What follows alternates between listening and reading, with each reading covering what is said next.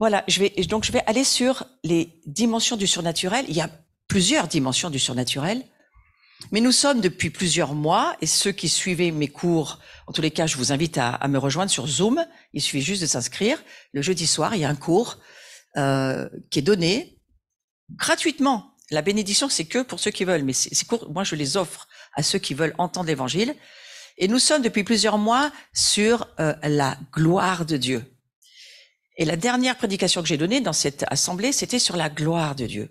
Vous pouvez tout retrouver en replay sur la chaîne YouTube de l'Abri ou ma propre chaîne, Florence Maréchal Pasteur. Vous tapez mon nom, Pasteur à côté, et vous tombez sur ma propre chaîne.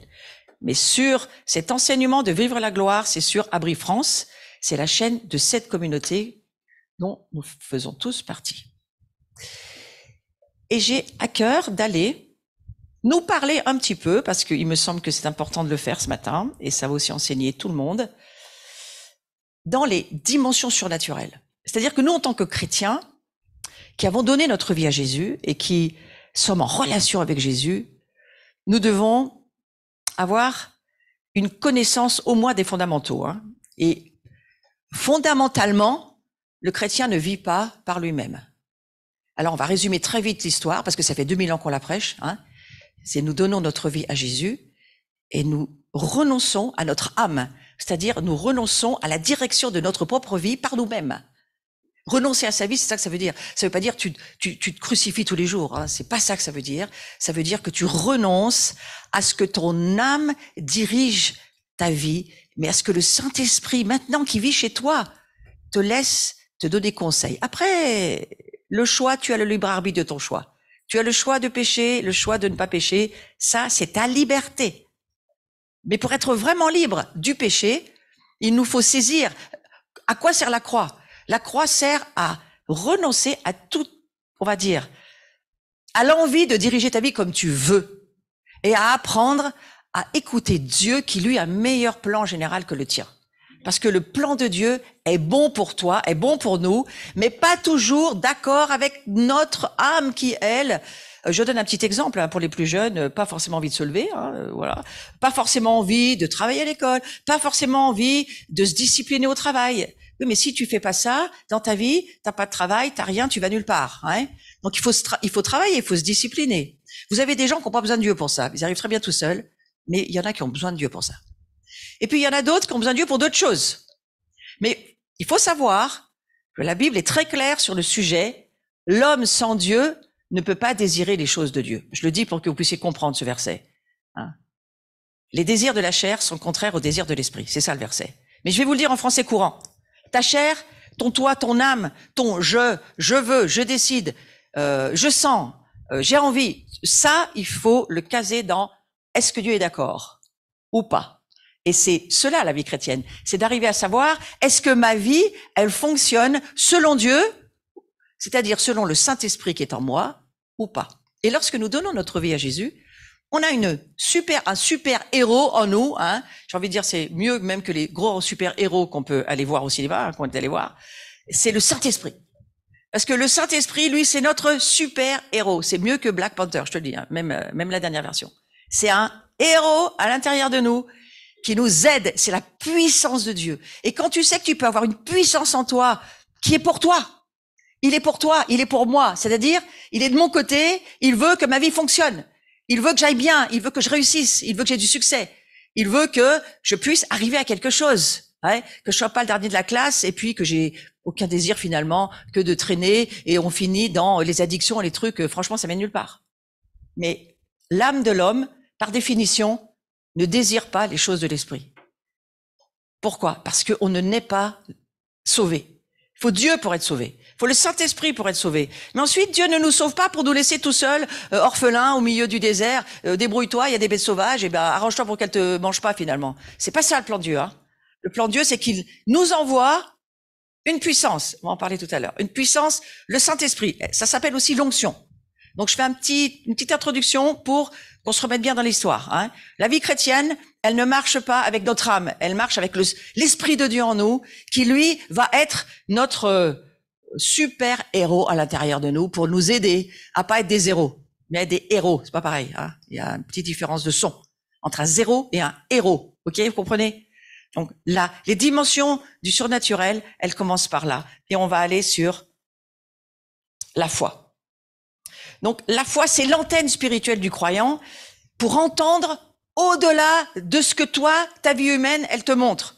T'as tous tes 5 sens, tu l'apprends à l'école, tout le monde le sait. Hein, on vit au travers de ce qu'on voit, ce qu'on sent, notre volonté, ce qu'elle a envie, pas envie. On vit depuis tout petit, sans Dieu, on vit avec notre âme. Et c'est notre âme qui dirige tout. Et il y a qu'à regarder, voilà, hein, un enfant dans un supermarché qui a envie d'une sucette et la mère a dit non et l'enfant a dit oui. Qui gagne? En général, c'est pas la mère. Hein. Donc, on se rend compte qu'il y a une lutte féroce entre la vie intérieure de notre chair qui est née comme ça et pour laquelle il va falloir beaucoup de changements parce qu'on est avec ce qu'on a envie, ce qu'on veut, ce qu'on sent, comme nous on décide. Et puis à un moment donné, si tu es dans une famille chrétienne, tu peux l'apprendre assez vite. Si tu n'as jamais été éduqué dans une famille chrétienne et on t'a éduqué au contraire à y aller par tes forces, à y aller avec tout ton pouvoir de domination ou de persuasion ou de manipulation, hein, là ça va être un petit peu plus compliqué. Mais c'est de toute façon toujours compliqué. Parce qu'à un moment donné, il y a une décision personnelle et il faut se dire comment est-ce que je veux vivre. Le christianisme n'a aucune question à se poser à ce sujet. Dieu donne à chacun une mesure de foi. Et la foi, elle se case dans les dimensions surnaturelles. C'est-à-dire que c'est une capacité qui te permet de vivre dans le monde de Dieu.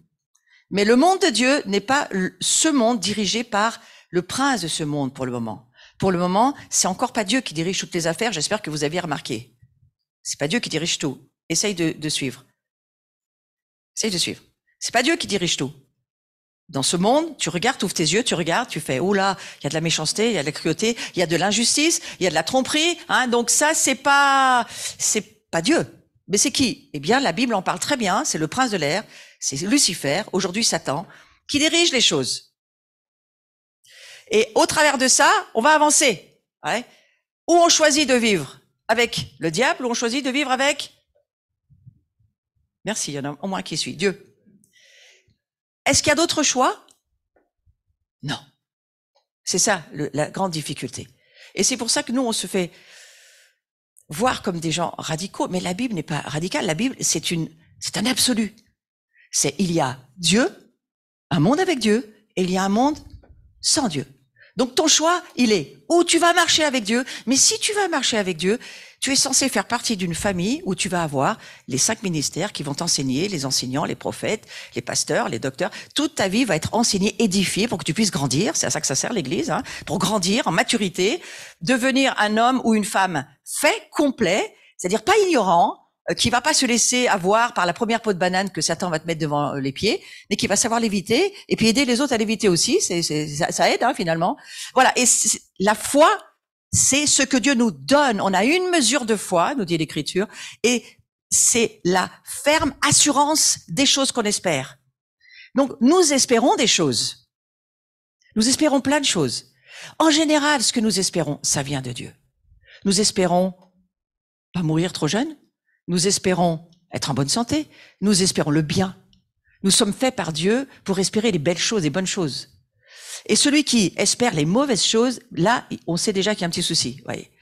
Mais c'est la ferme assurance des choses qu'on espère et c'est la démonstration de ce qu'on voit pas. Et c'est là où j'en viens à la foi.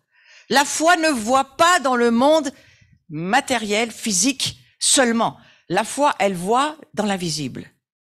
Elle voit ce que Dieu dit qui existe, que tu ne peux pas encore voir, mais que si tu prends la foi au travers de ce que Dieu te dit dans ton oreille, parce que la foi, elle vient de ce qu'on entend, pas de ce monde, ce qu'on entend de Dieu, ce que Dieu te dit. Alors, on va essayer de changer le verset, parce que des fois, les versets, on n'entend plus avec un verset. On entend le verset, mais on n'entend plus Dieu nous parler. Hein. Donc la foi, elle vient avec ce que Dieu va te dire dans ton oreille, mais tu seras sûr que ça viendra de la parole de Dieu. Et cette foi-là, c'est elle qui va te propulser dans le surnaturel de Dieu et te permettre de croire ce que Dieu te dit. Sans la foi, tu ne peux pas croire. Tu sais des choses, tu es au courant de plein de choses, tu peux être très érudit dans la théologie et ne jamais avoir rencontré Dieu. Tu sais juste plein d'informations. Tu sais, on peut savoir plein d'informations sur le président Macron. Est-ce qu'on le connaît? Non. On l'a déjà rencontré? Non. Bon, alors on sait plein de choses. Puis même trop des fois, hein, parce qu'on te raconte plein d'histoires qui n'existent pas. Eh bien, Dieu, c'est la même chose. Donc la foi, c'est l'antenne spirituelle du croyant, et c'est par elle qu'on va entendre. Et quand on entend quelque chose, on se met à voir. Quand Dieu te dit qu'il veut faire de toi le sujet de sa joie, il veut faire de toi son fils, sa fille, il veut faire de toi son plaisir. Et si toi, tu traverses une vie extrêmement compliquée, pas de mère, pas de père, pas aimé, seul, isolé, comment tu vas faire pour croire? Eh bien, c'est au travers de la puissance de la parole de Dieu, par le Saint-Esprit, que la puissance de l'Esprit Saint, avec la parole, crée en toi quelque chose que tu vas voir. Moi, je sais que Dieu m'aime. J'ai jamais vu Dieu. Mais je le sais. Parce que ma foi s'est saisie de ce que la parole de Dieu me dit. Dieu est bon, il m'aime et il m'a créé pour son plaisir. Ouais. À partir de là, la foi, non seulement elle entend, elle voit et elle va agir. Donc toute ma vie va agir sur le fait que je sais, pas dans l'information, je sais par la foi. Je sais que dans le monde que personne ne voit, mais que moi je vois, grâce à la parole de Dieu, il va falloir bouger, hein, d'accord. Je sais que Dieu m'aime et que je vais vivre en fonction de ça. D'accord? Donc cette foi, elle est là pour m'aider à vivre. Ouais. Et juste avant de ressusciter Lazare, on a cette histoire dans la parole de Dieu qui, vous savez, quand Lazare meurt, il y a les deux sœurs, Marthe et Marie, qui vont être là. Et Marthe va dire à Jésus, parce qu'elle lui demande de venir pour ressusciter leur frère qui est mort. Et ça fait un moment qu'il est mort. Et ces deux sœurs, elles se disent, mais pourquoi Jésus vient pas ressusciter notre frère? C'est notre ami, Jésus, pourquoi il vient pas? Et Jésus va répondre ceci, ne t'ai-je pas dit que si tu crois? Donc apparemment, ça voulait dire est-ce qu'elle croyait? Enfin, c'est une question que Jésus va poser à Marthe et Marie. Si tu crois, ne t'ai-je pas dit, si tu crois, tu verras la gloire de Dieu. La gloire, nous ne la verrons que si, je mets au futur, hein. Nous verrons la gloire de Dieu dans l'Église, dans nos vies, autour de nous. Nous verrons cette gloire que si nous avons pas de la croyance, pas des tas d'informations, pas des tas de choses qu'on sait, mais une foi qui sait, qui entend et qui va agir sur ce que j'ai vraiment vu dans le monde invisible. Et toutes les promesses de Dieu, tout ce que Dieu nous dit, dans un premier temps, est invisible. Il faut croire que Dieu existe. Dieu n'est pas visible, mais il est visible. Si tu crois, tu peux commencer à voir que Dieu a fait certaines choses. Moi, quand je regarde la nature, je vois des choses que Dieu a faites, mais c'est ma foi qui croit que c'est Dieu qui les a faites, parce que beaucoup ne le croient pas du tout. Donc, il y a cette condition préalable importante. La foi, c'est pour voir la gloire. Quand je dis la gloire, pour les plus jeunes, c'est peut-être pas facile à comprendre, la gloire de Dieu, c'est tout simplement la présence de Dieu. La gloire de Dieu, c'est la présence de Dieu. C'est quand Dieu, il est là. Quand tu sais qu'il est non seulement en toi, mais qu'il est là où nous sommes. Parce que nous sommes le temple de Dieu. Nous sommes sa maison. Et lorsque nous sommes ensemble, eh bien, nous portons sa maison et nous portons les personnes qui sont aussi avec nous. Et parfois, peuvent venir dans la maison des gens qui ne sont pas croyants, des gens qui ne connaissent pas Dieu, mais nous les portons avec nous. Et qui va faire les choses? Pas nous, absolument pas. Nous, on est ce qu'on est par la grâce de Dieu et par la foi, nous avançons dans ce que Dieu nous révèle. Mais nous, on n'a pas en nous-mêmes. Souvenez-vous, nous avons renoncé à notre âme, renoncé à tous nos je veux, je sens, j'ai envie, on laisse ça de côté parce que c'est pas ce que Dieu nous demande. Il nous dit, transportez-moi et la foi va vous faire voir que je suis là et que c'est moi qui fais les choses, c'est pas vous. Ouais. Donc l'Église peut rentrer dans le repos. C'est ce dont il est question dans le livre de Hébreux chapitre 3. Mon Église, elle ne rentre pas dans le repos parce qu'elle s'imagine que c'est elle qui fait tout. Comme si c'était nous qui convertissions les gens, comme si c'était nous qui guérissions les gens, comme si c'était nous qui transformions les gens. Mais c'est absolument pas nous. Donc on peut faire Shabbat, hein. C'est pas nous, c'est Dieu en nous. Et c'est la foi qui nous permet de voir. Alors là, si l'Église voyait ça, il y aurait plus de bagarre charnelle, il y aurait plus d'envie d'être sur les estrades, on serait juste là pour servir, alors, mais voilà, on n'a pas envie forcément d'être devant, hein. On serait plus en train de faire de la compétition, on serait pas en train de se comparer aux autres, on serait pas en train d'avoir envie d'être quelqu'un d'autre, on serait délivré. Donc la foi, elle nous rend libres. Plus tu vois Dieu, plus tu es libre. Plus il y a de présence de Dieu, moins il y a d'humains qui met les mains, plus c'est facile. C'est pour ça que il est question de repos. Donc la foi, c'est la condition préalable pour voir la gloire. Parce qu'avoir la foi, c'est croire que Dieu peut faire ce que toi tu peux pas faire. Et j'aime bien frère André, il est décédé il y a pas très longtemps, mais frère André qui a créé Portes Ouvertes, hein, Portes Ouvertes. Il disait, ce frère, si la vision que tu as, tu peux l'accomplir par toi-même, c'est vraiment que tu es un tout petit Dieu, puis c'est même peut-être pas forcément Dieu. Mais si la vision que tu portes, elle te dépasse, si Dieu, ce qu'il te demande de faire est impossible, eh ben là, c'est sûr que c'est Dieu. Et comme il va le faire, c'est là où ta foi va grandir. C'est comme ça que tu vas prendre de la force en Dieu. Parce que c'est lui qui veut te faire voir qu'il est capable de le faire. Alors tu vas me dire, ouais, mais bon, enfin, mon diplôme, c'est quand même moi qui le passe. Oui, je suis d'accord, faut travailler, hein. Ça veut pas dire que tu fais plus rien. Mais là, je parle de la présence de Dieu dans l'église, dans la maison de Dieu et dans le monde où il nous appelle. Il y a des choses, la vie, elle est créée de manière à ce que nous puissions la traverser en vivant correctement. Mais il y a des choses que Dieu aujourd'hui veut faire pour se faire connaître à un monde qui ne le veut pas. Ça s'appelle le miracle, le prodige, le signe. Et ces choses-là, Dieu va se servir, va avec joie faire que nous soyons utiles à communiquer qui il est. C'est comme ça à quoi sert la foi. La foi nous a été donnée pour que nous puissions aller au-delà du temporel. Pourquoi? Parce que les réalités se trouvent où? Dans l'invisible. La Bible est très claire, les réalités, tout ce qui existe sur la terre n'est qu'un reflet de réalités invisibles, éternelles, sur lesquelles il a, lui, établi toutes choses. Donc la foi va nous permettre d'aller dans le monde de Dieu, ouais, et d'aller voir où sont les réalités, comment ça fonctionne avec Dieu, où est-ce que nous allons passer l'éternité du reste, parce que notre vie est très limitée, et que comment ça peut fonctionner, puisque dans le Notre Père, la prière universelle qu'on fait tous, qu'est-ce que nous prions? Notre Père qui es aux, c'est déjà là qui vit, que ton nom soit sanctifié. La suite, que ton règne vienne, ça m'intéresse, et que ta volonté soit faite où? Sur la terre comme... Alors, qu'est-ce qu'il y a aux cieux pour qu'elle vienne se faire cette volonté dans les cieux sur la terre? Qu'est-ce qui se passe? Est-ce que tu es au courant? Est-ce que tu es déjà monté là-haut? Est-ce que tu sais comment ça fonctionne? Est-ce que tu sais ce qui se passe dans les cieux pour que ça vienne sur la terre? Il se passe rien parce que l'Église cherche pas à voir. L'Église a de la croyance, mais l'Église n'a pas la foi. Et la foi, c'est lorsque Dieu va te dire, tu vois cette personne qui a un cancer là, maintenant elle est guérie. Et les cieux descendent. Tu pouvais pas le voir, mais Dieu va te le dire. Donc l'intérêt de la foi, c'est d'entendre. Après, c'est pas de faire ce que tu veux, de prendre la place de Dieu, d'essayer de guérir tout le monde. L'Église a été très déçue. Certaines églises ont même abandonné la guérison, tellement ils y croyaient plus. Forcément, ils faisaient les choses eux comme ils voulaient, eux. Ah oui, non, on est une église de la guérison, nous, une église de la délivrance. Non, non, non. Dieu, il fait ce qu'il veut, comme il veut, quand il veut, où il veut, à la manière qu'il veut et avec qui il veut. Wow. Il est Dieu. Il faut laisser Dieu être Dieu.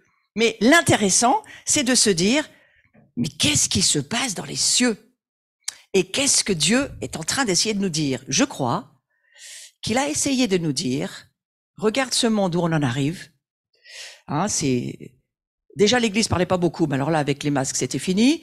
L'Église avait du mal à se rencontrer avec le Covid. On a détruit les quelques dernières relations qui restaient. Et Satan s'est frotté les mains et il s'est dit, on va réussir à les détruire. Mais je crois que Dieu, non, c'est pas son plan. Et les situations catastrophiques ne font pas peur à Dieu. C'est ça? Dieu n'est pas inquiet, il se ronge pas les ongles, il n'est pas en train de se dire, mince, comment on finit le plan? Non, non. Il a écrit dans sa parole, il va se choisir un reste. Et ce reste-là, ils seront pas nombreux. Mais ce reste-là vont montrer au monde qui je suis. Et là, les signes, les prodiges, les miracles, je les ferai. Mais c'est pas eux qui vont les faire. C'est juste moi. Ça sera la différence avec ce que je crois qu'on a beaucoup vu dans les années passées. Mais où il y avait tellement d'hommes, d'humanité et tellement peu de Dieu. Aujourd'hui, La foi, elle va nous permettre d'avancer sur ces domaines. Vous avez besoin de persévérance. Alors ça, c'est une certitude. Hein. On va lire. Je vais vous le lire parce que c'est pas très net, mais je vais vous lire. N'abandonnez donc pas votre assurance. C'est quoi? De quoi on parle? La foi, c'est l'assurance. Donc ça veut dire ne perdez pas la foi. N'abandonnez pas la foi. Je répète, c'est quoi la foi? C'est ce qui nous permet de voir l'invisible.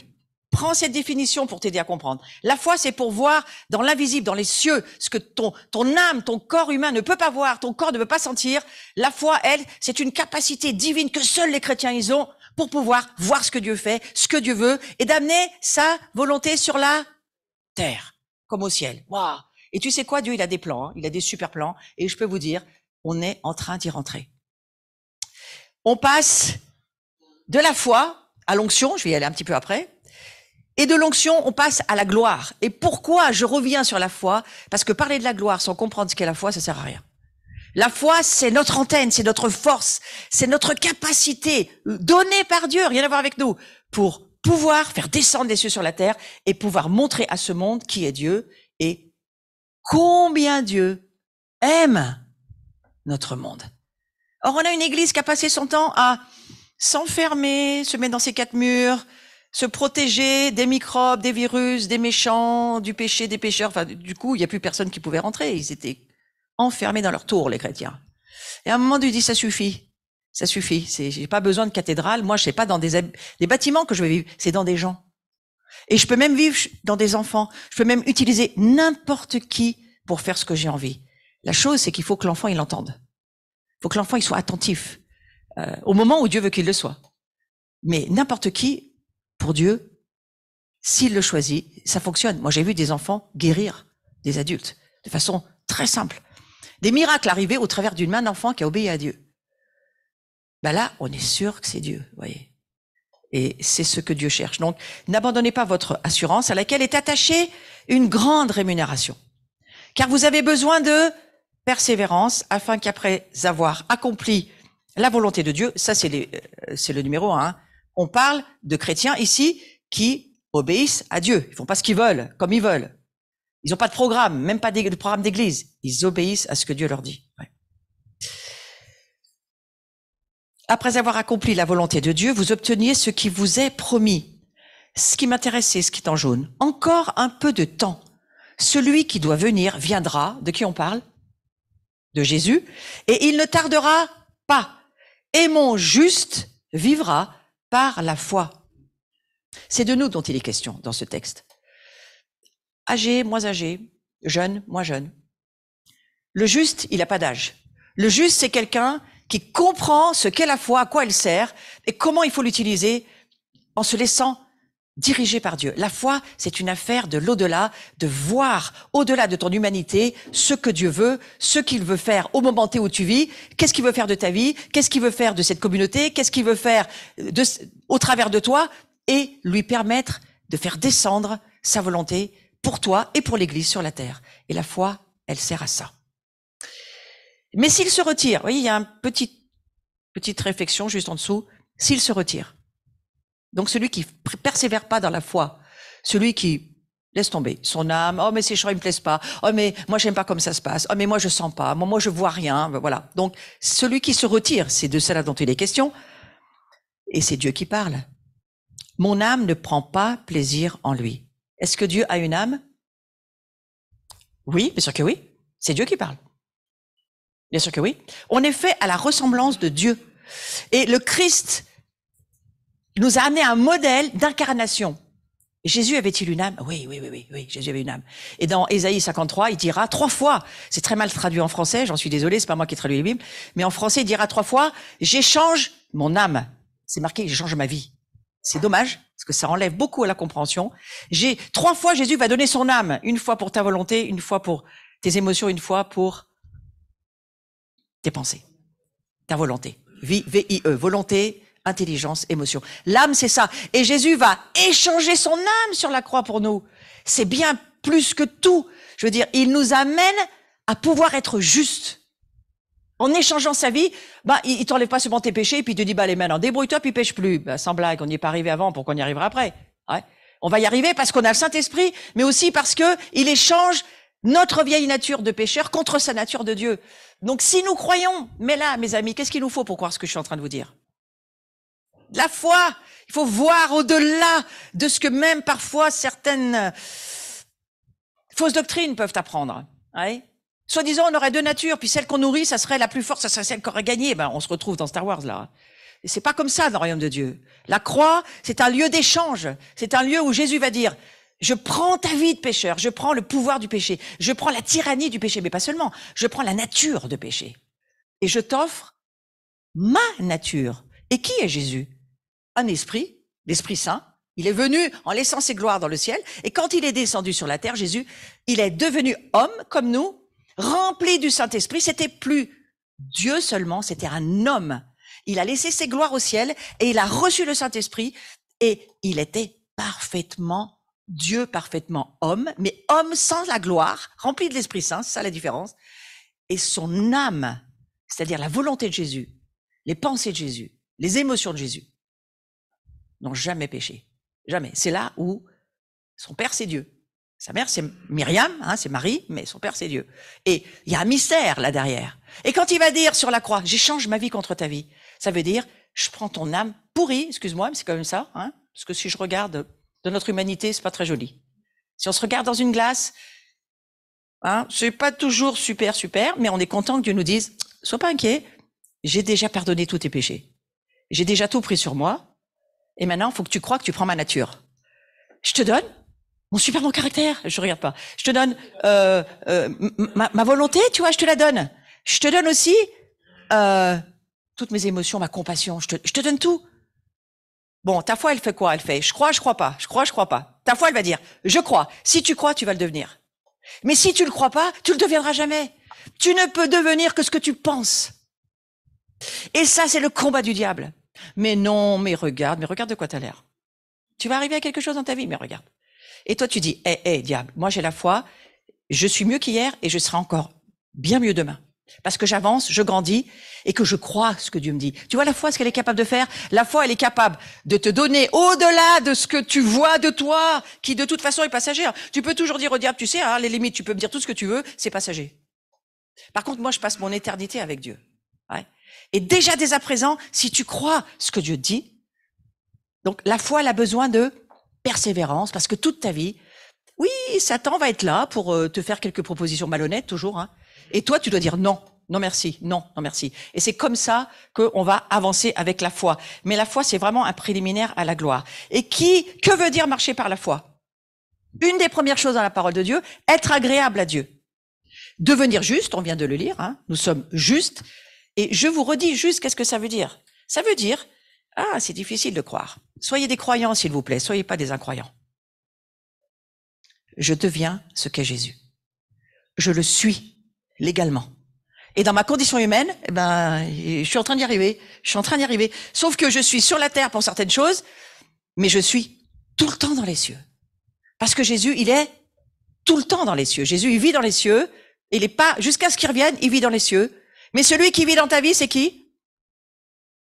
L'abri, réveillez-vous. Merci, le Saint-Esprit. Ça c'est des bases basiques, 20 années de cours du disciple. Ouais, le Christ vit dans les cieux à la droite de son Père et il nous envoie le Saint-Esprit. Parce que c'est avec lui que tu vis. Tu peux toujours parler à Jésus quand tu veux. Par la foi, il est là. Tu sais qu'il est là-haut. Même si tu l'as jamais vu. Moi, j'ai jamais vu Jésus. Mais je sais qu'il est là-haut. Et il me le prouve, il me le montre. Mais celui avec qui je vis, celui qui, lui, voit tout ce que je fais, je peux rien lui cacher, même si je lui dis pas, il sait. C'est le Saint-Esprit. Or, il y a un mystère. Le Père, le Fils et l'Esprit ne font qu'un. Alors tu vas me dire, bon, alors si on a l'Esprit, on a quand même le Père et le Fils. Oui, mais non. C'est comme le shampoing, 3 en 1. D'accord? T'as 3 en 1. Shampoing, tu comprends? 3 en 1. Sauf que les ingrédients qui font le shampoing 3 en 1 sont pas les mêmes. Donc il y a une vraie personne du Saint-Esprit qui vit chez toi, une vraie personne, Jésus qui vit au ciel, qui est parfaitement homme, qui a rappelle-toi de ça, une âme. Donc Dieu a une âme, puisqu'ils sont 3 en 1. Ouais. Tout ce qui concerne le Père concerne le Fils, tout ce qui concerne le Fils concerne le Père. Si le Père est comme ça, le Fils est comme ça. Et l'Esprit Saint, il pose. C'est la puissance nucléaire, atomique de Dieu. Vous comprenez? Donc, on a en nous, par la foi, tout pour vivre sur cette terre, sauf que le croyons-nous? Donc, le préliminaire à la gloire de Dieu, pour que la présence de Dieu vienne en gloire, c'est-à-dire que Dieu vienne, qu'il se sente à l'aise chez lui, qu'il sente qu'il peut faire des choses, on va pas le prendre pour nous, on va pas en prendre des petits bouts. C'est Dieu qui est très très patient, il a beaucoup de persévérance, Dieu. Il ne veut pas descendre dans une église où les gens vont prendre sa place. Aujourd'hui, c'est fini. C'est fini. On le voit partout. Moi, partout où je vais, je me rends compte, il se passe très peu de choses à l'heure actuelle. Il y a une espèce de reset arrêt sur image dans beaucoup d'églises, parce que Dieu attend.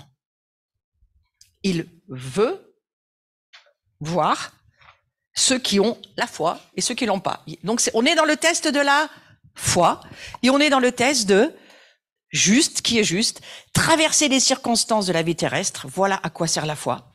Il t'arrive les plus grands des malheurs, mais tu peux tout traverser avec Dieu.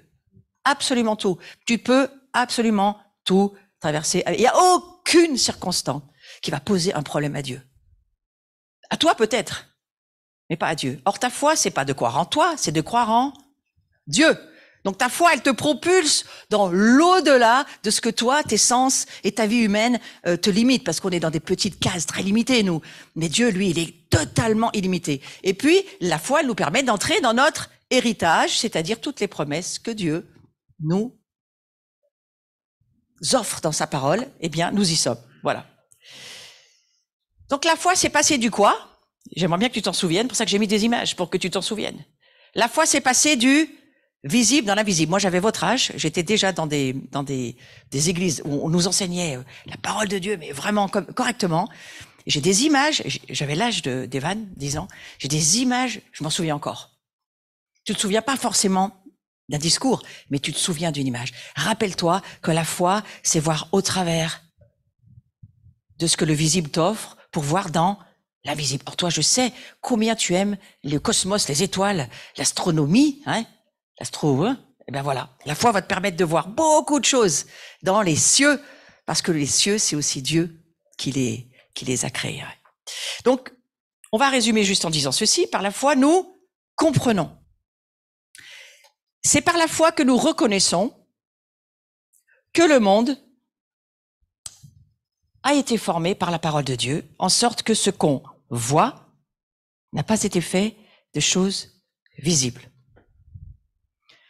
Ce qu'on voit, je répète doucement, ce que tu vois, regarde ce que tu vois autour de toi.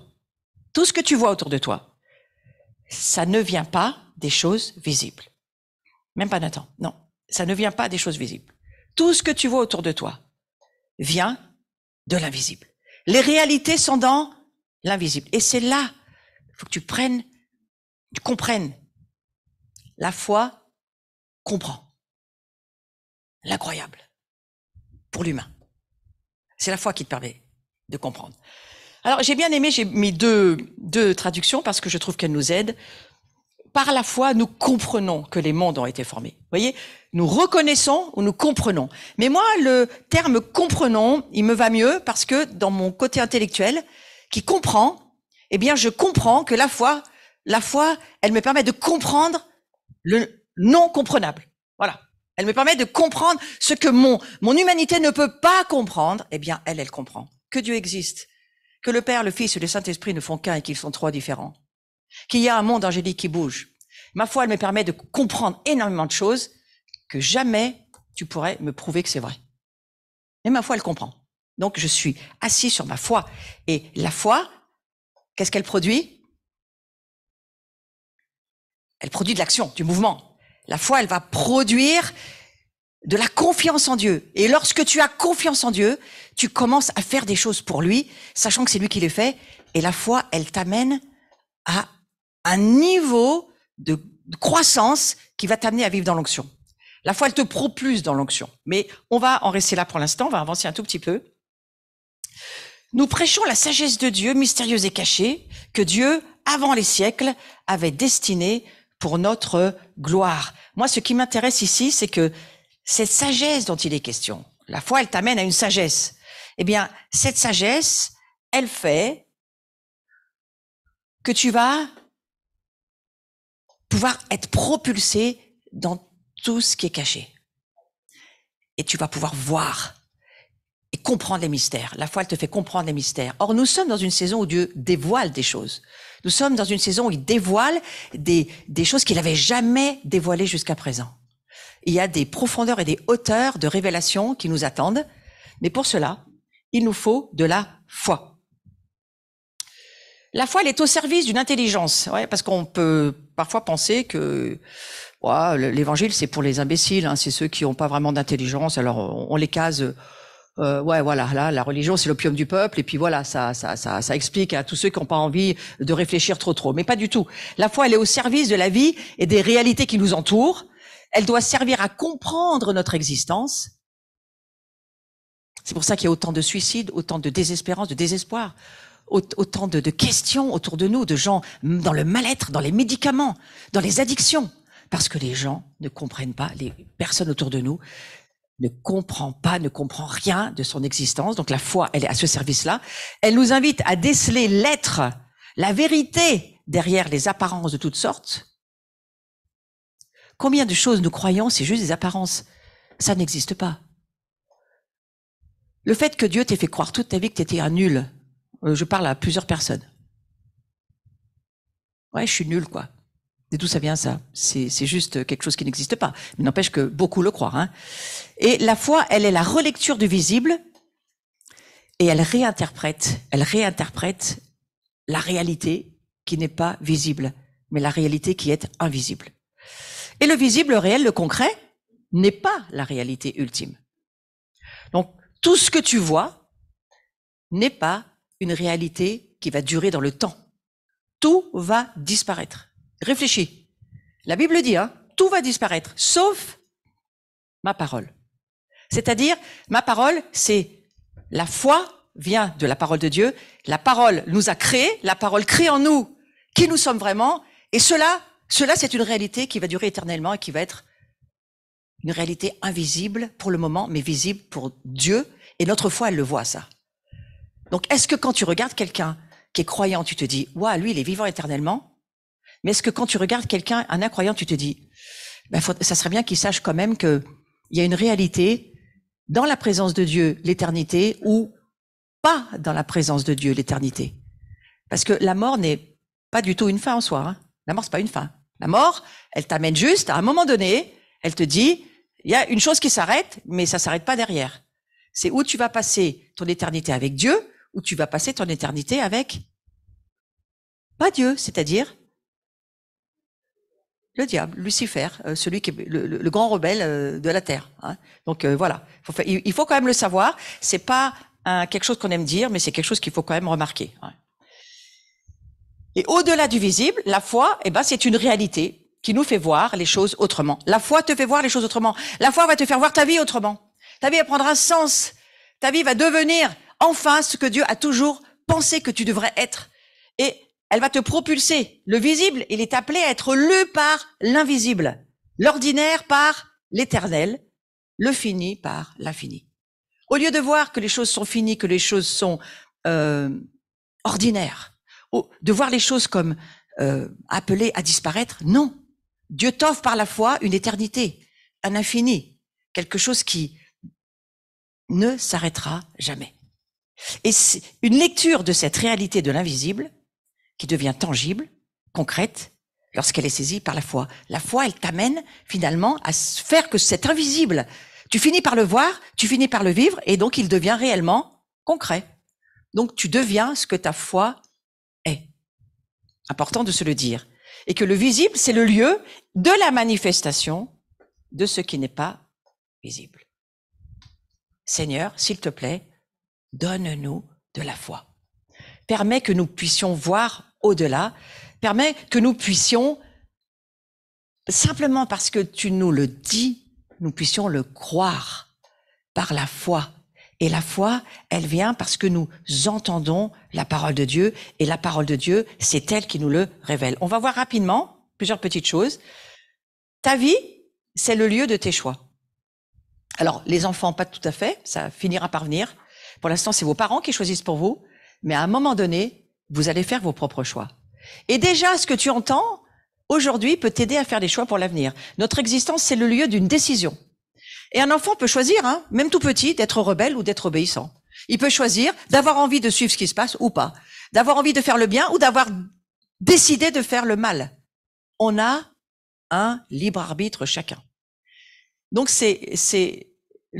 notre existence, c'est le lieu d'une décision, d'une épreuve qui nous impose de choisir la foi ou le désespoir parce qu'on n'a pas grand-chose d'autre à proposer à part cela. Si vous regardez bien autour de vous, parlez à des gens qui ne croient pas ou vous parlez à des religieux. Ils vont vous dire, ils s'accrochent à des rituels, ils s'accrochent à des rites, ils s'accrochent à des dogmes. Mais au fond de leur âme, si vous leur dites, est-ce que vous connaissez vraiment Dieu? Ils vous disent non, ils connaissent pas Dieu. Donc c'est une forme de désespoir. Et la foi, elle peut aussi saisir ta vie. C'est ce que je prie ce matin. Que la foi saisisse ta vie, quel que soit ton âge, qui que tu sois. Que la foi te saisisse. Cette foi qui peut choisir. Parce que Dieu nous dit qu'il nous a choisis. Donc quand Dieu dit qu'il nous a choisis, ça veut dire que, eh bien, il a mis une mesure de foi en nous et qu'on peut utiliser ou pas. Tu l'utilises ou pas. C'est à toi, c'est ton choix. N'empêche que, il nous met à tous une mesure de foi. Et c'est l'occasion d'une révélation, le lieu d'un changement du regard porté sur notre vie. La foi, on ne peut pas être autre chose que des gens de foi si on est chrétien. Et c'est le miracle de la foi. Tout à coup, l'invisible surgit. Tout à coup, tu te dis, waouh, je suis quelqu'un qui va vivre éternellement. Oh, je peux faire des œuvres de Dieu. Oh, je peux servir Dieu. Je peux aller aider des gens. Je peux guérir les autres, délivrer des personnes, faire du bien, nourrir ceux qui... On a chacun une part, un message qui est écrit dans les cieux, l'histoire de notre vie, et on a chacun à remplir l'histoire que Dieu a écrite pour nous. Encore faut-il l'entendre et la connaître. Et l'Église, elle est aussi là pour aider chacun à écouter, à entendre son mandat, à suivre, à aller dans le sens. Moi, j'aime bien aimer ça parce que je me suis dit, mais notre vie doit aller dans une direction pour la moisson. Ouais, c'est ça que ça m'a fait penser. Allons vers la moisson. Comprenons qu'il y a un désir dans le cœur de Dieu, c'est que beaucoup soient sauvés, qu'il retrouve sa famille et qu'il puisse trouver aussi tous ceux qu'il a sur son cœur, le Seigneur. Tous ceux qu'il aime, ses fils, ses filles, toute sa famille. Dieu, il les aime tellement, comme nous, qui qu'ils soient. Donc le miracle de la foi pour le monde, pas seulement pour nous, le miracle pour le monde, le miracle pour l'existence et le miracle pour la vie. Je vais aller très vite, mais ça j'ai bien aimé. Là, il n'arrive pas à rentrer l'éléphant, c'est compliqué dans l'arche, mais peut-être qu'il va y arriver finalement. La foi pour le monde, c'est Noé. Hein. Noé, c'est quoi? Pour nous, c'est une histoire. Pour nous dire, eh bien voilà, le monde était en train de disparaître. Il s'auto-détruisait. Mais Dieu a dit, stop, on arrête ce plan qu'ils ont rendu, mais vraiment, mais toxique. Parce que c'est pas Dieu qui en est arrivé là, c'est les hommes qui ont fini par faire n'importe quoi. Et Dieu a dit, ça perd de famille, Dieu. Il a dit, stop, stop, stop, on va rentrer un de chaque espèce. Alors certains, c'était plus dur que d'autres, hein, mais voilà, on a poussé. Hein. Et puis, Noé, qu'est-ce qu'il a choisi de faire, lui? Qui avait la foi? Noé. Ah oui, moi ça, j'aime regarder cette image en me disant, tout le monde, c'est pas facile pour tout le monde de rentrer dans le royaume de Dieu. Et il y en a, c'est vraiment compliqué, faut vraiment pousser, hein. Mais on y arrivera, hein. Voilà. C'est Dieu le Père, il se dit, moi, je voudrais tellement rentrer toute ma famille dans ma propre maison. Ça serait tellement formidable. Et Noé, c'est celui qui a eu la foi. Parce que franchement, il pleuvait jamais dans son pays, hein, là où il était. Et faire un bateau, ça n'avait pas de sens.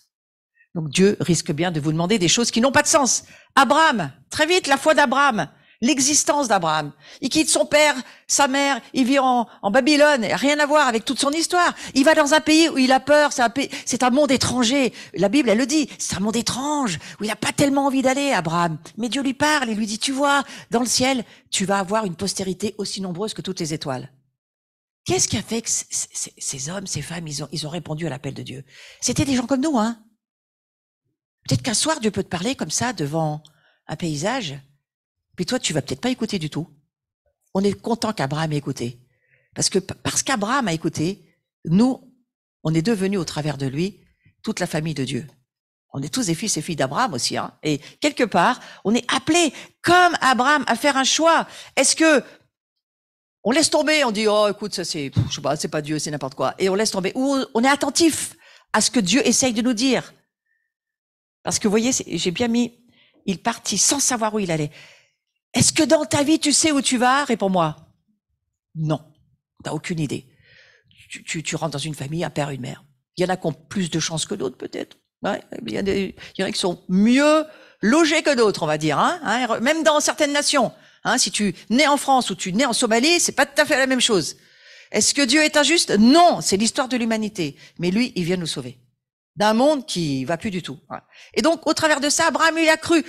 Et c'était pas très accueillant là où Dieu l'envoyait. Une terre comme dans une terre étrangère. Et vous savez, aller dans un pays étranger où vous parlez pas la langue, vous comprenez rien, c'est pas votre culture. C'est pas facile, hein. Mais Abraham, il s'est dit, allez, on y va. Moi, je crois que c'est Dieu qui me parle. Et regardez où ça nous a amené. Finalement, en acceptant de se perdre, Abraham, Dieu l'a dirigé. J'aimerais vous donner cette parole à certains et d'autres qui m'écoutaient.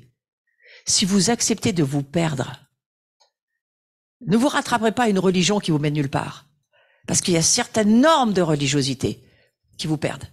Mais si vous acceptez de vous perdre jusqu'à ce que vous entendiez la voix de Dieu, comme Abraham a fait, très sincèrement, il y a un plan de Dieu pour votre vie.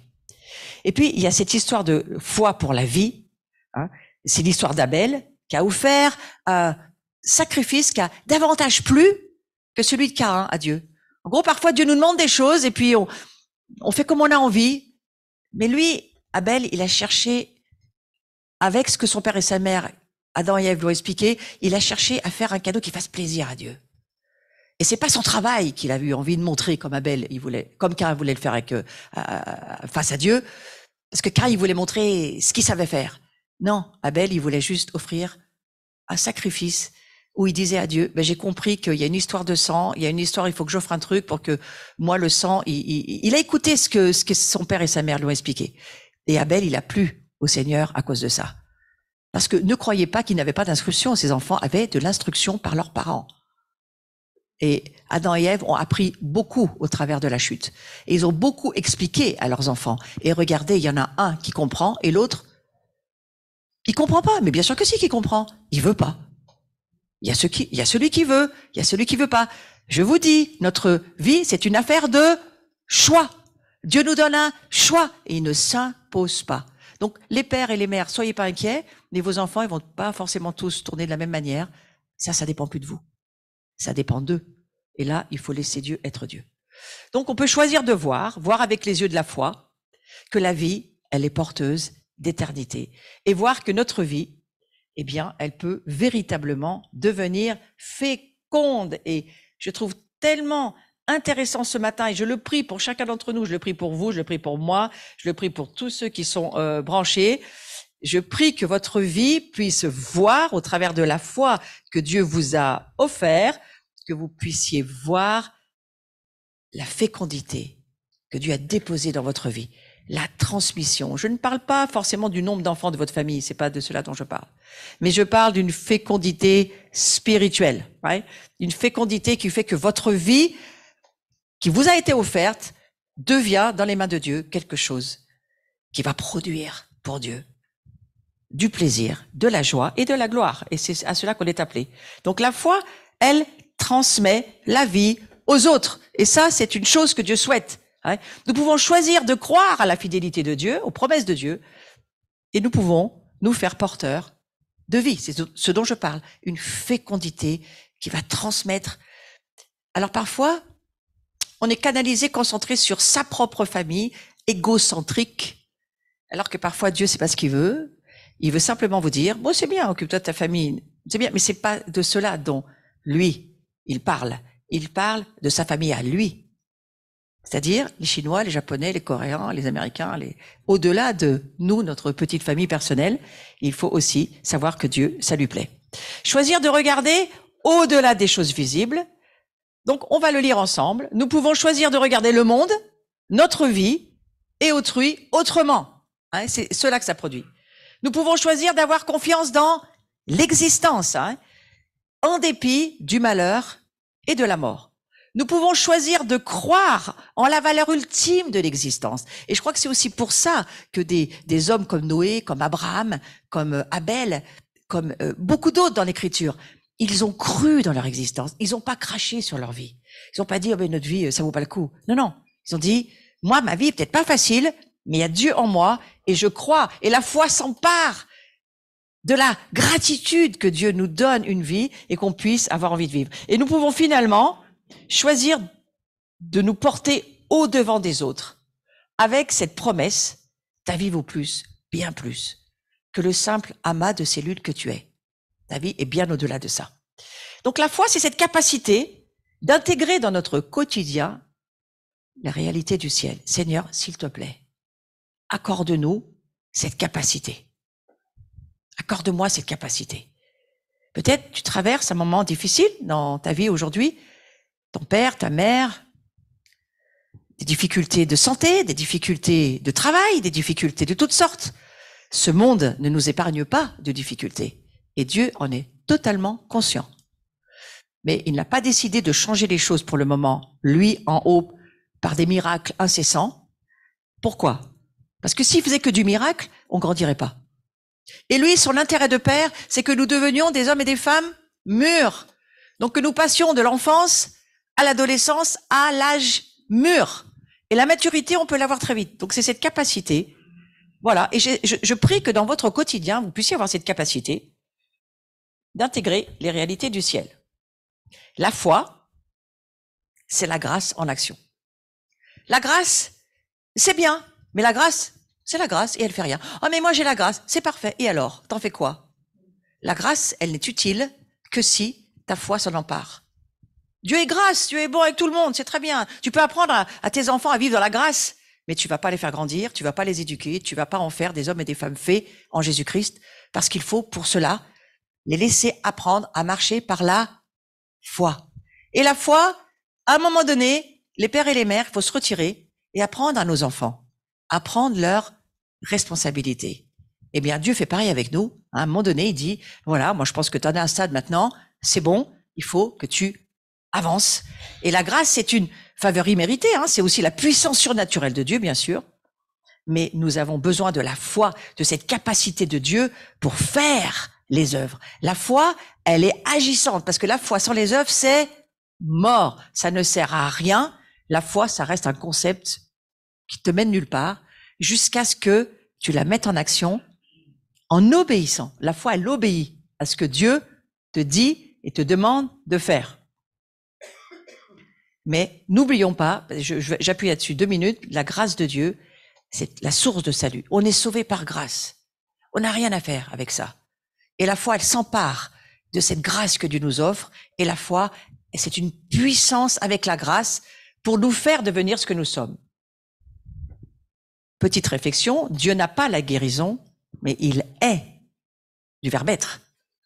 Donc la foi, c'est connaître Dieu, mais c'est aussi connaître qui il est. Parce que si tu connais pas celui en qui tu mets ta foi, t'en as pas, elle sert à rien. La foi, elle va grandir dans la connaissance de l'objet de ta foi, celui dans lequel tu mets ta foi. Est-ce que tu mets ta foi dans le sport? Bon, ben voilà, ton Dieu, c'est le sport. Et puis, ton sport va diriger ta vie, ton agenda, tes finances, tout. Il est devenu ton Dieu. Ou tu vas mettre ta foi dans le travail. Donc, tu vas devenir un super chef d'entreprise. Toute ta vie va tourner autour du travail, diriger ta vie, tes finances, tes désirs, tes volontés. Ton Dieu, c'est le travail. Tu peux même faire de Dieu ta religion. Là, il n'est pas question de religion. Il est question d'une vraie relation avec Dieu qui va faire, parce qu'on sait combien aujourd'hui il y a eu de religieux qui ont donné leur vie à leur religion, et la religion, ça les a pas sauvés pour autant. Hein. Par contre, là, c'est le fait de connaître Dieu, qui il est, qui est ce Père. Et pour connaître Dieu, qu'est-ce qu'il nous faut? De la foi. La foi, c'est ce qui te permet de passer au-delà du visible et d'aller voir dans l'invisible la réalité de qui est Dieu, de qui est son royaume, de qui nous sommes. Parce que quand nous découvrons qui est Dieu, nous découvrons qui nous sommes. Nous sommes faits à la ressemblance de Dieu. Celui qui connaît son Créateur, l'être créé, il se connaît lui-même. Nous connaissons au travers de celui qui nous a créés. Voilà. Donc les 3 dimensions du surnaturel. Moi, je nous ai amenés dans la foi et je vais finir avec l'onction. Pourquoi? Parce que c'est cela que Dieu veut nous donner ce matin. Dieu veut nous donner de l'onction. Et vous recevrez une puissance. La foi, elle nous permet de recevoir cette puissance. Au travers de ce que Dieu nous dit, la foi, elle entend, et la foi, elle reçoit la puissance du Saint-Esprit. Ouais. Et le Saint-Esprit, il vient sur nous. Il vient en nous. Le Saint-Esprit, c'est quelqu'un, c'est une personne. Mais on le symbolise par l'huile, parce que l'huile, c'est quelque chose de très particulier. Chaque croyant, même tout petit, s'il a donné son cœur à Jésus, Il a une mesure d'onction, il reçoit des dons, il reçoit des tas de choses de Dieu surnaturellement pour servir Dieu. Ouais. Et donc, c'est de cela dont je vais parler un tout petit moment. Vous savez qu'en ce moment en Israël, c'est quoi? C'est le temps de la récolte des olives. Du reste, comme partout, hein, mais en Israël particulièrement.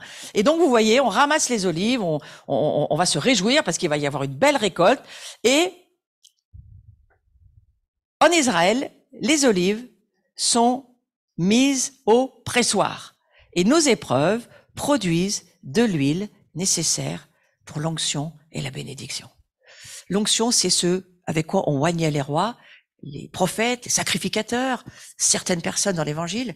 Mais souvenez-vous de Jésus dans Luc 4, 18, quand il va dire « Le Seigneur m'a oint » pour faire quoi? Chasser les démons, premièrement. La première chose qu'il nomme. Chasser les démons, parce que c'est la première chose qu'il faut faire. Guérir les malades. Ressusciter les morts. Purifier les lépreux. Amener la consolation. Amener une huile de joie. Donc cette huile, il semblerait que l'Église en manque et que le Seigneur est en train de nous dire, est-ce que vous comprenez que l'onction, vous en avez besoin, mais si vous n'avez pas la foi, vous n'aurez jamais l'onction. Ça commence, les dimensions surnaturelles de Dieu commencent par la foi qui va prendre ce qui n'existe pas comme existant. C'est par la foi que nous croyons. Repentez-vous et croyez, dira Jésus à ceux qui l'entourent, parce qu'on ne peut pas croire jusqu'à ce que on se repente. Ça veut dire quoi? On change nos opinions. On change nos façons de voir. On prenne par la foi ce que Dieu dit et parce que nous, on croit. Par notre humanité qui ne comprend rien des choses de l'esprit. Donc quelque part, l'onction, c'est la puissance du Saint-Esprit, c'est la puissance de Dieu. Écoutez, toute notre vie chrétienne, elle ne fonctionne pas avec nos forces, ça se saurait et ça se verrait. Et on serait au courant qu'il y aurait des super-héros humains. Il n'y en a pas, ils sont tous morts. Par contre, nous, dans la vie que nous menons, nous avons un Dieu éternel qui s'est transformé, on va dire qui s'est transformé, qui est Dieu en 3 personnes, et le Saint-Esprit, lui, et c'est lui qui vit chez nous, et la présence du Saint-Esprit se fait par l'onction. L'onction, c'est une symbolique du Saint-Esprit. L'onction, c'est la puissance de Dieu qui œuvre, vous avez vu ce qui est en jaune? Par quoi Dieu travaille sur cette terre? Par les animaux? Non, ça se saurait. Par nous. C'est au travers de nous que Dieu veut travailler, et pour cela, il nous envoie le Saint-Esprit. Et il y avait une manière de faire comprendre à l'humanité qu'ils étaient aidés par Dieu. Dans l'Ancien Testament, on oignait les gens, on mettait de l'huile sur eux, et ça voulait dire, maintenant tu as la force de Dieu en toi. La force est en toi, sauf que celle-là, c'est celle de Dieu. Hein. Et c'est comme ça qu'ils pouvaient vivre. Et dans le Nouveau Testament, nous avons l'huile d'onction, cette huile dans laquelle nous sommes en ce moment. Dans le temps prophétique dans lequel nous sommes, c'est le temps où les olives sont pressées, surpressées, broyées, c'est nos vies, pour qu'ils puissent en sortir de l'huile. Ah, mais je croyais qu'on allait à l'église, on prenait la petite bouteille, nous mettait de l'huile et tout allait bien. Non, l'huile, c'est toi qui l'as produit. L'huile, elle se produit au travers de ta vie. Les pressions, les oppressions, les dépressions, les surpressions, tout ce que tu vis, tes épreuves, si tu as la foi, ont un sens. Si tu n'as pas la foi, tu vas vivre comme les êtres humains et ton christianisme ne sera qu'un christianisme de non. Oui, je suis chrétien. Oui, mais mon chat peut l'être aussi. Hein. Je peux l'appeler chrétien, puis il peut être chrétien. Mais les vrais chrétiens, ce sont ceux qui ont compris que quelque part, leur vie est utilisée par Dieu. Et au travers des brisements, au travers de nos cassures, blessures, nos offenses, que nous pardonnons, que nous redonnons à Dieu, où nous faisons le bien, où nous retenons pas le mal, où nous ne sommes pas des hommes et des femmes de vengeance, mais au contraire, nous appliquons l'évangile. Pardonne-nous nos offenses, comme nous pardonnons à ceux qui nous ont offensés. On est censé pardonner à tout le monde. C'est des choses à revoir en nous-mêmes, mais en tous les cas, voilà, à travers nous, par la puissance du Saint-Esprit, vous pouvez faire les mêmes œuvres que Jésus a faites. Et vous voyez, la foi attire l'onction. Et elles fonctionnent ensemble. Pourquoi l'Église ne fonctionne pas dans l'onction? Parce qu'elle ne fonctionne pas par la foi. Donc l'Église doit apprendre à fonctionner par la foi, de façon à ce que la foi amène cette onction, cette puissance de Dieu. Et Jésus l'a dit, vous recevrez une puissance, le Saint-Esprit. Donc nous prions quotidiennement, pour certaines personnes, il faut prier tous les jours. Soyez continuellement remplis de l'Esprit. Éphésiens 5, lisez le chapitre 5 d'Éphésiens. Si nous sommes continuellement remplis de l'Esprit, continuellement, notre foi va pouvoir attraper ce que Dieu veut qu'on fasse, nous permettre d'entendre ce que Dieu veut, ce dans quoi nous allions, et nous allons le faire. Et nous allons vivre de la foi et de l'onction. L'onction, c'est la part de Dieu qui agit au travers de nous. Ouais. Et il existe beaucoup d'autres aspects, je vais parler dessus aujourd'hui, et je vais pas aller forcément là-dessus, mais je veux finir là. Voilà, l'huile est en chemin. Je voulais finir avec ça. L'huile est en chemin. Pourquoi? Est-ce que nous sommes conscients que nous en avons besoin? Est-ce que nous sommes conscients que sans cette huile-là, on ne peut rien faire?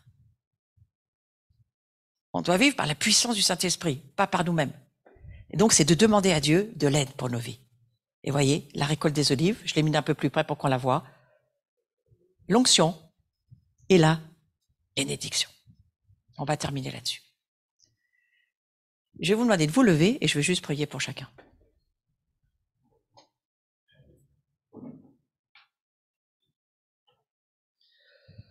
Seigneur, je te remercie de ce que tu nous rappelles que nous, les chrétiens, ton désir, c'est que nous fassions quelque chose avec la foi que tu nous as offert, simplement parce que tu nous offres ta vie, tu nous offres la foi et tu nous offres l'onction. Et tu nous demandes simplement une chose, c'est qu'on te demande de l'aide et de la recevoir, cette onction. Cette huile de joie, cette huile de paix, cette huile de grâce, cette huile qui fait que les relations sont moins difficiles, parce que si on met de l'huile, tout fonctionne beaucoup mieux dans notre vie. Et que nous puissions recevoir cette onction ce matin, simplement parce que c'était ta volonté.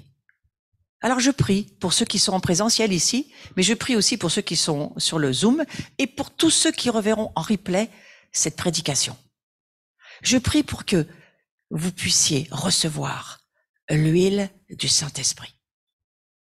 Et pour cela, c'est votre foi qui doit l'attraper, le croire, le désirer et la recevoir simplement par la foi. Nous recevons par la foi la puissance de Dieu, l'Esprit Saint en nous, qui vient et qui nous ramène à chaque saison une huile fraîche. C'est pour ça qu'il faut faire une nouvelle récolte, saison après saison. Parce que l'huile, ça rancit. L'huile, ça sent mauvais. Au bout d'un moment, c'est imbuvable, immangeable et ça sent même très mauvais. Et à un moment donné, Dieu dit, c'est le temps pour toi de renouveler cette onction d'huile sur ta vie, que tu puisses recevoir une onction fraîche, une onction nouvelle. Et c'est par la foi que tu peux l'attraper. Alors je le prie. Je prie que ta foi, à l'intérieur de toi, puisse saisir, attraper, recevoir et laisser descendre, laisser couler cette huile d'onction. Ah, qu'il est doux pour des frères de demeurer ensemble. Restez comme ça, laissez l'huile descendre sur votre vie. Nous allons lire le psaume 133. Mais que cette huile descende sur ta vie. Moi, je ne peux pas le faire, mais Dieu peut le faire si ta foi le veut. Si ta foi dit oui. Si ta foi dit, j'en ai besoin. Il me faut cela pour vivre. Il me faut cela pour avancer. Il me faut cela pour traverser ce temps dans lequel je suis, que je puisse voir comment tu vois les choses, Dieu. Que je puisse entendre les choses que tu veux me dire. Que je puisse avancer avec ta force, avec la perfection de ta pensée de Dieu, et que moi je me retire, Seigneur, dans tout ce qui ne correspond pas à tes plans et à tes stratégies pour ma vie. Oh, qu'il est agréable, qu'il est doux pour des frères et des sœurs de demeurer ensemble. C'est comme l'huile précieuse versée sur la tête qui descend sur la barbe d'Aaron. Et sur le col de ses vêtements. Aaron, c'était le grand sacrificateur dans le temple et c'est lui qui, non seulement était oint, mais qui oignait tout le peuple de Dieu. Aujourd'hui, on est dans la nouvelle alliance. Et celui qui est et qui porte l'onction et qui fait de nous l'onction, c'est Jésus. Donc, cette onction, nous le sommes, mais nous avons besoin qu'elle soit rafraîchie, renouvelée. Et nous sommes dans cette saison où Dieu dit, Donne un sens à tes douleurs, donne un sens à tes blessures, donne un sens à ce qui te fait mal, donne un sens à toutes tes questions. Dis-toi simplement que moi je suis Dieu et que moi je t'aime et que je vais transformer tes épreuves en onction et en bénédiction. Et tout ce qui t'arrive va concourir pour ton bien. Ça, c'est Dieu qui le dit. Moi, je peux le faire concourir. Certainement pas toi. Je vais continuer le psaume 133. C'est comme la rosée de l'Hermon qui descend sur les hauteurs de Sion. En effet, c'est là que l'Éternel envoie la bénédiction, la vie, pour l'éternité. Alors Seigneur, je te remercie. Est-ce qu'elle est par là, Clara? Ça serait bien qu'elle vienne, ouais. Clara, est-ce que tu peux simplement jouer derrière moi? Là, comme ça. Voilà. Pas forcément faire un chant, mais j'aimerais juste que certains sons descendent sur votre vie.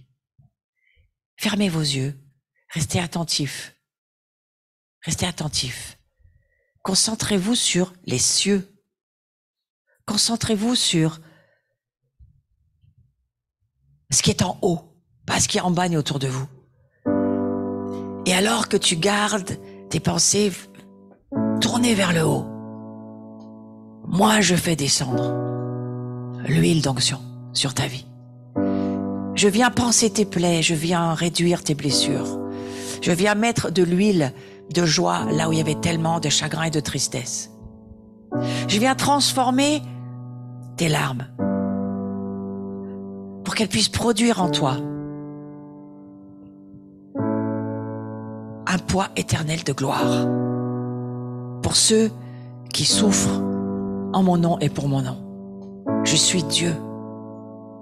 Et je ressens de dire aussi à certaines personnes, cette huile te redonne de l'espérance là où il n'y en avait plus.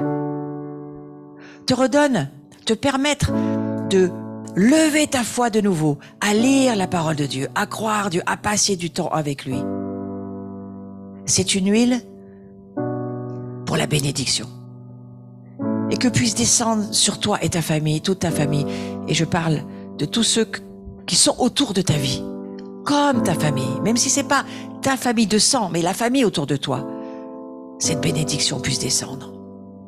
Que cette bénédiction, tu puisses la laisser se répandre là où tu travailles, là où tu vis, là où tu as des relations avec les autres. Que cette huile puisse être en toi, Christ, celui qui aime passionnément les autres et qui se donne pour servir les autres. Je prie, Seigneur, que durant ce temps surnaturel, dans lequel nous ne sommes pas seulement sur la terre, mais nous sommes aussi dans les cieux, assis sur ton trône, pour ceux qui ont la foi de le croire, nous puissions devenir, nous aussi, le pain pour ce monde, être la nourriture pour ce monde, une huile pour aider, pour guérir, pour délivrer, pour sauver ceux qui ne te connaissent pas. Merci, Seigneur Jésus, d'avoir accepté toi aussi d'être crucifié sur cette croix immonde, horrible, mais tu l'as accepté de le faire parce que ton Père t'a dit, fais-le, fils. Au travers de ça, il n'y aura plus jamais besoin de sacrifice, ni d'animaux, ni de rien. Ils seront sauvés au travers du don de notre vie. Alors merci Jésus. Merci d'avoir fait cette immense grâce à l'humanité entière et de nous permettre aujourd'hui, nous aussi, alors que nous t'offrons des sacrifices de louange, pas de nos vies humaines, mais des sacrifices de louange, et de grâce, et de remerciement, et de libéralité, et de générosité, nous puissions nous aussi, grâce à cette huile que nous sommes, être une bénédiction pour le monde autour de nous.